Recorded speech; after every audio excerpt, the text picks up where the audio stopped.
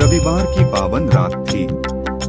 दीपों की रोशनी के बीच मां अन्नपूर्णा मंदिर के आंगन में शांत बैठी थी। उनके हाथ में सोने का कटोरा था और चेहरे पर संतोष भरी मुस्कान थी। उधर भगवान शिव धीरे धीरे उनके पास आए और बोले, माता, आज आपने सबको अन्न और तृप्ति दी, फिर भी आप इतनी शांत क्यों हैं?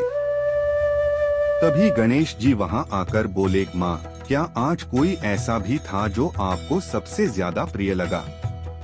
माँ अन्नपूर्णा ने हल्की मुस्कान के साथ कहा, पुत्र, जो प्रेम से एक दाना भी बांटता है वही मुझे सबसे प्रिय है।